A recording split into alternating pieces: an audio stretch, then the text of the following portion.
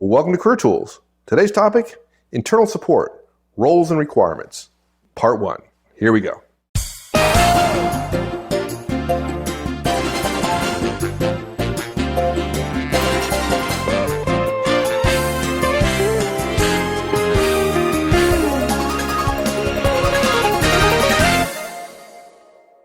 The relationship between internal support providers and their customers has got to be one of the most frustrating things in the corporate world. Well, of course you would say that. You were an internal support provider. Yeah. I was a customer. I didn't find it terribly difficult at all. I did. I want X. I have $12. Will you please build me an international satellite network that allows me instant communication, and you have a week. And $5. Yeah, $5. Yeah, $5. Yeah, exactly. Yeah. The customer just wants a thing. Yeah. That works, that does, it does whatever. Before we get into the cast, though, I know there are people listening right now who would say, yeah, the customer doesn't know what they're asking. And they get frustrated by that, and they want the customer to know. And the whole point of organization is to allow the specialization of labor. Your marketing customers, your sales customers, your operations customers, your logistics customers, your distribution customers are not supposed to know what you know, folks, if you're an internal support provider. By the same token, you guys in sales and marketing, when the technical people don't know the ins and outs of working with customers, they're not supposed to know it. They're not supposed to understand it. It's frustrating to say, I want them to know and they should know this. If you ever say to yourself, they should know this, bad idea, folks. There's an inherent separation of labor between internal support providers and the people they're supporting. It's necessary and it makes for frustration, and that's part of what this cast is about, right? That's right. Yeah. Think about it this way. The internal support provider, whether it's IT or finance or HR or even the cafeteria, hypothetically, right? They need to know, in a hotel, it would be banquets, right? What does the customer want? They need to know X and Y and Z before they can solve that internal customer's problem. But as you said, the customer just wants a thing that they don't really understand, right? And they understand it. Like, they understand what they want. They just don't output of the thing. The output, which is what matters, right? Right. How you get there, that's the internal support provider's role. They know the outcome, right? The problem is from the support provider's perspective, they don't know it at the level of the detail and specificity that the internal support provider needs in order to deliver it, right? So that's and which is where requirements planning come in. And folks, I promise you, if you're in IT and you're used to requirements planning, trust me, this cast is going to be one of the most important casts you ever hear in 20 years of listening to Manager Tools. We promise. Yeah. So there are ways of making this relationship go more smoothly, right? If you're a support provider, you're in IT, you're in engineering, whatever, you want the relationship to go more smoothly. Generally speaking, 99% of the people who come to us in an internal support provider will say, yeah, it's totally messed up. It's a nut roll. It's impossible. Very few people come to us and say, hey, my relationship with my customer is great. Yeah, we're golden. We're good, right? And let's be blunt. This cast, folks, is not about sales and marketing and operations and distribution and logistics and the people whom you provide. It's not about them changing what they do, okay? It is about you changing what you do. We're going to suggest, if you're an internal support provider, you're going to have to change your perspective in order to get things to work more effectively. And we know that's hard to hear. We accept the fact that what we're saying is hard to hear, but it makes no sense to complain about the problem as it exists right now and then not change our behaviors and wonder why the problem doesn't go away. Yeah, right? Exactly. Yeah.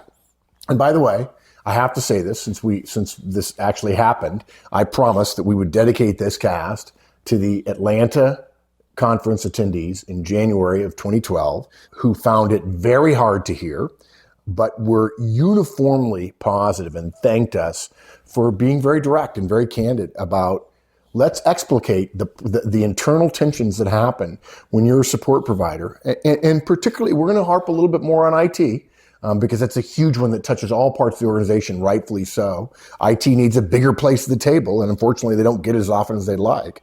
We just really feel like this is an important topic, and too many technology, internal support providers, and specifically technology, hurt themselves and their careers because they don't understand the dynamics of the problem, and they're not willing to make some small changes that get big results. Yeah, so They loved it. We hope Yeah. you're going to feel the same way when you're done with it. So Yeah, they hated it and then they loved it. I mean, they pushed back, and we've done it several times since then. And people. It's hard. It is hard to hear. Anytime you ask somebody to change their paradigms and get in a different framework about thinking about a relationship with people, it's hard. It's hard. It requires you to change. And so a lot of people don't like change, and some of these changes are significant changes in perspective. Yeah. But they like it because they say, I can see if I change my perspective, I'm going to be more effective. Yeah, I'm going to get better results. And you're saying, you're being nice. You're saying we're going to change our paradigm. We're actually going to suggest you demote yourself, right? That's the problem. That's the paradigm change. I was going to let you say that. Yeah, you're going to let me say that part, right? Yeah, so we have 4 recommendations. The first one is, if you're an internal support provider, your first thought for most people is, we have a way for you to interact with us. And I'm going to describe that as a requirements document.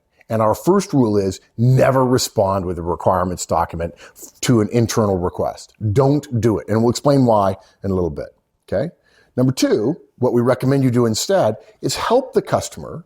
Okay. Don't partner with the customer. Let's not use that. You're not partnering. You're serving the customer by helping them create parameters and define their needs in a very interactive way without slamming them with an 80-page deck that says these are the requirements you've got to give us. Okay.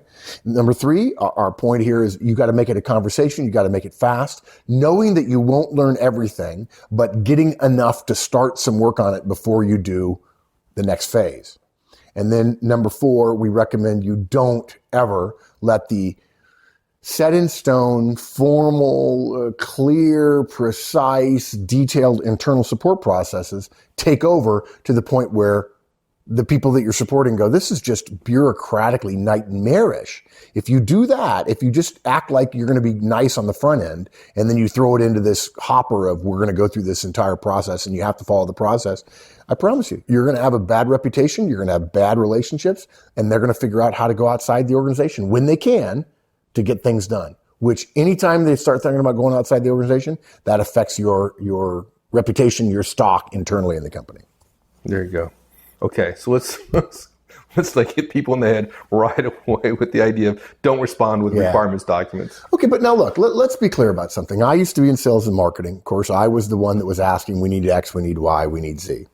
You were on the, as an executive receiving end of that. On the receiving end. And of course, this all started years ago when you and Manager Tool started, when I consulted to you. Because of this very problem. Yeah, this exact very problem. That you guys were supporting marketing with the core piece of software that literally ran MCI. You were in charge of the entire, we called it OSIS. The customer account system. The customer account system, incredibly important. And you did a bunch of great things, and the customer still didn't like you. And you were like, well, Mark, why don't they like me? Because I said, because you treat them like crap. And they're not like, me. They like me. Yeah, they like me. Yeah, they don't like your organization. Yeah, exactly. Okay. Look, the first response of most internal support providers, folks, and I got to tell you, if you're wondering whether or not this is true of you, trust me, it's true of you. Okay. When they're asked, hey, listen, I need X or I need Y, or can you do something like this for me? What happens is they say, I'll send you a form, right? You need to put your request in the form that we can use in order to determine whether or not where we're going to put your particular request. We have to put it in a list and order and how important it is and how big the budget is and so on. So you need to fill out the form. Or when people say, hey, send me a list of your requirements. And now, folks, if you don't know this, if you're an internal support provider, particularly if you're technical, the people who are asking for your support, they don't know what you mean by requirements. Okay. In fact, when you say requirements, you should assume it's a bad word. The moment you say requirements, I need a list of requirements, or I need a requirements document, or something like that, immediately the people who request your support are thinking, oh my gosh, they think that they get to dictate how this thing is going to go based on the technology that they use. Now, look, it absolutely is a partnership, even though, trust me, folks, you're not a partner. That's a mistake. Don't be thinking that. But it is a collaboration. Let's use that. It's a collaboration. We clearly, in sales and marketing, we can't do what it is we need you to do. On the other hand, you wouldn't have a job if we didn't sell and market the stuff that our company made, right? So when you say, hey, I need a list of requirements, we immediately go, uh-oh, here we go. We're suddenly going to have to become technical experts, and they're going to start saying no. They're going to literally start saying no. This is a pushback, right? Yeah. It's a defense mechanism, right? Exactly. If I burden you with creating a requirements document, I don't have to do anything until you're done. Literally, there is a defense mechanism, which is like, if I show that, I know there are IT people who are listening right now who have smirked at some point in this cast already, because they know they threw a requirements document up against some manager who wasn't high enough to just trump the requirements document, and they go, I'm not doing it. I'll figure something else out, right? They just literally looked at this requirements document, I'm not going to do it. Not going to do it. I don't want to go through this form that you ask. I don't have time. I actually have customers to serve or whatever. Yeah, in fact, Wendy sent me this week. Bloomberg Business Week has an article about how to be a CIO. Oh, yeah. And it shows a graphic of what a CIO does. And it's a series of panels starting on Monday, going all the way through Friday, and then Saturday and Sunday, and then again Monday. And it shows a picture of a guy on the phone, right? And on Monday, it says, no, we don't support that. On Tuesday, it says, no, we don't support that. On Wednesday, no, we don't support that. Thursday, no, we don't support that. Friday, no, we don't support that. Saturday and Sunday are blank, and Monday it says, no, we don't support that. I thought Saturday and Sunday working on his resume. No. And in fact, there's a case to be made. To your credit, those of you in internal support roles, to your credit, we understand why you're defensive, because you have limited resources and you can't tell everybody yes all the time. But we're going to come to that, okay? But the first thing you do is, if you send out a list, right, or a form, and it has a clear list of all the things you need and a definition of the process from here, and it's absolutely designed to make it easier for you to do what you need to do to provide them the document, their eyes, people who you're serving, their eyes are going to roll into the back of their head. You're not suggesting that at some point requirements don't have to be defined. Not at all. You're just saying that the first response oughtn't be throwing this thing in people's face. Yeah, it's wrong.